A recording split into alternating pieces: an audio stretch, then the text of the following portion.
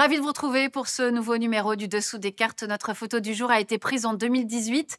On y voit, en présence de Vladimir Poutine, le président de la FIFA remettre le titre de pays d'accueil de la Coupe du Monde à l'émir du Qatar. Tout sourire d'avoir obtenu l'organisation de la Coupe 2022. La Coupe du Monde organisée en Russie en juin-juillet 2018 a marqué les Français, bien sûr, sacrés champions du monde, mais pas seulement. Elle a également été utile au maître du Kremlin, qui n'a pas lésiné sur les moyens pour donner l'image d'une Russie moderne, normalisée, qui sait recevoir.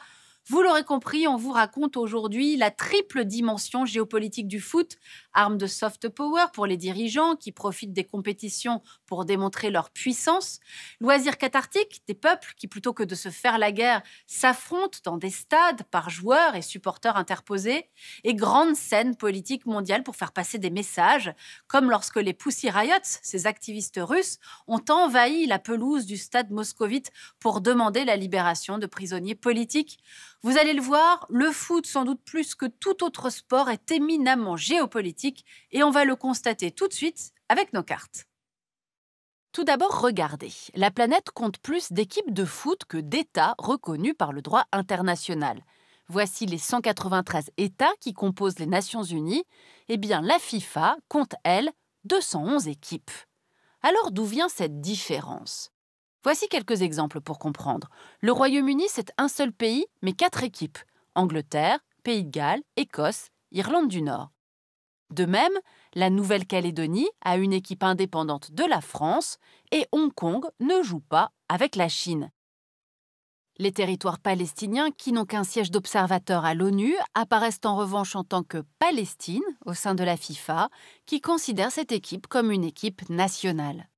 Bref, on l'aura compris, une équipe de foot participe de l'identité des peuples. Alors voyons maintenant comment ce sport a conquis la planète. L'histoire commence au Royaume-Uni, dans la seconde moitié du 19e, en pleine révolution industrielle. Et plus précisément, le 26 octobre 1863, dans une taverne de Londres, quand les délégués des clubs de la capitale créent la Football Association et interdisent notamment le jeu à la main. Né dans les public schools aristocratiques pour canaliser la violence des élèves, le foot va gagner les usines et les quartiers populaires de Londres, Manchester, Liverpool ou Glasgow et devenir le sport favori de la classe ouvrière. En 1894, le premier club de foot féminin, le British Ladies Football Club, est créé à Londres. Suivant les marins anglais, le football arrive rapidement en Europe par les ports, du Havre à Istanbul.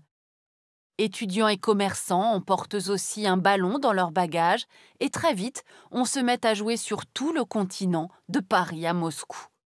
En 1904, à Paris, les fédérations de 7 pays européens fondent la FIFA, qui se donne pour vocation de développer le football dans le monde.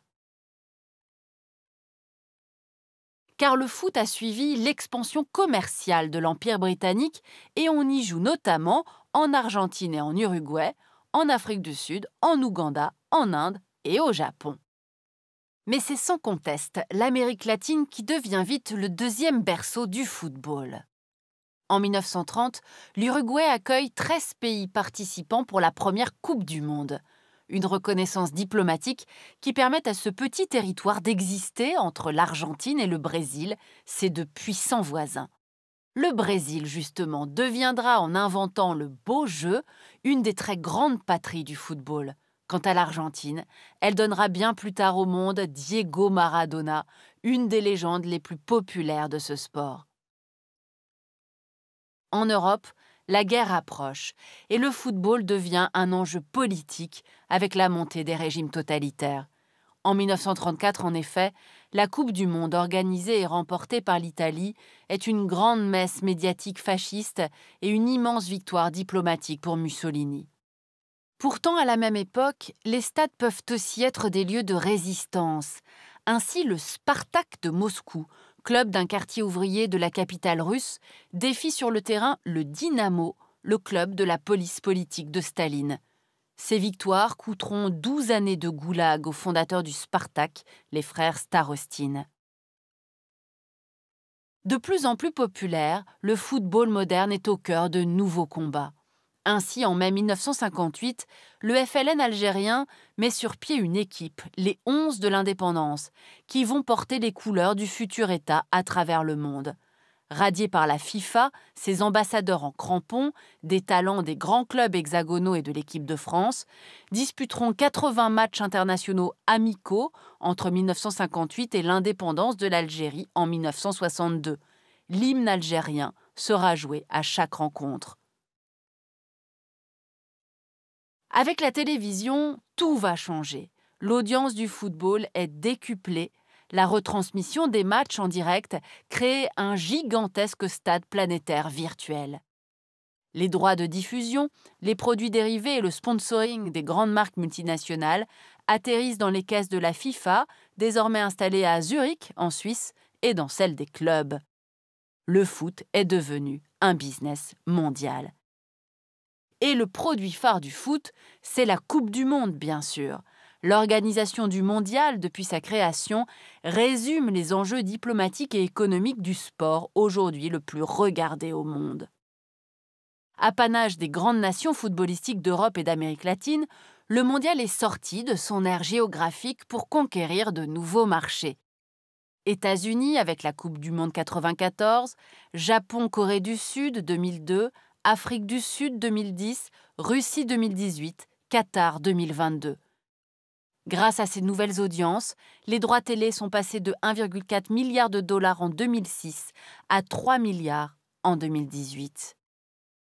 Mais si l'événement rapporte des fortunes à la FIFA, les investissements nécessaires ne sont pas toujours rentables pour le pays organisateur.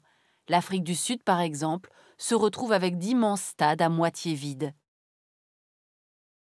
Le Qatar, qui, on l'a dit, accueille la Coupe en 2022, n'a pas ce genre de préoccupations financières. Voyons pourquoi. Petit et richissime émirat gazier du Golfe Persique, il mène depuis plus de 10 ans une très active diplomatie du sport et ne compte pas les milliards investis pour sponsoriser le maillot du FC Barcelone et surtout racheter le Paris Saint-Germain, s'offrant des stars, le Brésilien Neymar, le Français Mbappé et l'Argentin Messi. Le mondial, c'est le point d'orgue de cette stratégie de soft power. Elle permet au Qatar de nouer des alliances internationales et de peser face à l'Arabie saoudite, qui de son côté a racheté le club de Newcastle, et aux Émirats arabes unis, propriétaires eux de Manchester City, au moment où Riyad et Abu Dhabi reprochent au Qatar ses liens avec l'Iran et les frères musulmans et lui ont même imposé un blocus de 2017 à janvier 2021. L'exploitation forcée de millions de travailleurs migrants pour construire 8 stades géants et climatisés a néanmoins terni l'image du pays moderne et respectueux des droits humains que voulait donner Doha. Ainsi, selon l'ONG Amnesty International, des milliers de personnes seraient décédées sur les chantiers de la Coupe du Monde au Qatar ces 10 dernières années. On l'aura compris, le foot est devenu un enjeu de soft power pour les États et particulièrement à l'occasion des Coupes du Monde, on voit bien l'importance que cette grand-messe revêt pour le Qatar, qui n'a pas lésiné sur les moyens pour être choisi, avec à la clé de forts soupçons de corruption. Déjà en 2015, 9 dirigeants de la FIFA avaient été inculpés à la suite d'une enquête du FBI. Bref, c'est la face sombre du foot, le foot business, qui se déploie également dans sa folie des grandeurs au moment de ce que l'on appelle le mercato, le grand marché des joueurs professionnels. Et c'est ce qu'on va voir maintenant. Depuis le début des années 90, le coût d'achat des joueurs n'a cessé de grimper de façon exponentielle et atteint aujourd'hui des records. De 2011 à 2020, plus de 41 milliards d'euros ont été dépensés en transferts dans le monde. Le Brésil est de très loin le plus gros pourvoyeur de joueurs, et ce sont les clubs européens, en particulier ceux de la Première Ligue anglaise, qui dépensent le plus. La Chine a elle aussi acheté des joueurs étrangers à prix d'or pendant plusieurs années. Mais aujourd'hui, les clubs de la Chinese Super League et le gouvernement de Pékin préfèrent créer des centres de formation dans tout le pays. Et en 2030, la Chine ambitieuse de Xi Jinping espère bien accueillir le mondial sur son sol. Pourtant, le football n'appartient pas seulement aux puissants et aux milliardaires. Dans les clubs de quartier ou sur les terrains vagues, il est joué partout et par tous. Ses supporters les plus ardents sont bien souvent des laissés-pour-compte. Par exemple, en Égypte, en janvier 2011, les fans ultra des deux clubs rivaux du Caire, Al-Ahly et Zamalek, se joignent ensemble aux militants politiques sur la place Tahrir. Aguerris à la lutte avec les forces de l'ordre qu'ils affrontent régulièrement dans les stades, ces déshérités seront en première ligne pour chasser le président Moubarak du pouvoir. Enfin, il y a le football féminin, en plein essor ces dernières années et qui transforme le monde du ballon rond. À l'image de l'américaine Megan Rapinoe, 2 fois championne du monde avec l'équipe des États-Unis et Ballon d'Or en 2019. Une joueuse engagée qui pose un genou à terre avec ses coéquipières pour dénoncer les violences policières contre les Noirs et qui se bat pour l'égalité de salaire entre footballeurs et footballeuses. Voilà pour cette géopolitique du foot. On a parlé essentiellement de foot masculin, même si on l'a dit, le football féminin progresse lentement mais sûrement un peu partout dans le monde. Tournois de plus en plus suivis, nombre de licenciés ES dans les fédérations qui progressent, salaire des joueuses en hausse, même si les différences restent abyssales avec les salaires des hommes. L'occasion de saluer ces pays qui ont déjà franchi le cap de l'égalité salariale: Irlande, Angleterre, Australie, Brésil, Finlande, Nouvelle-Zélande, Pays-Bas et depuis septembre 2021, les États-Unis, avec des contrats identiques proposés désormais aux hommes et aux femmes qui jouent en équipe nationale. Nous avons préparé cette émission avec Pascal Boniface, dont voici l'un des ouvrages. Ainsi s'achève ce nouveau numéro du Dessous des cartes. Rendez-vous bien sûr la semaine prochaine, même endroit, même heure. Et d'ici là, n'oubliez pas notre site internet arte.tv. À bientôt.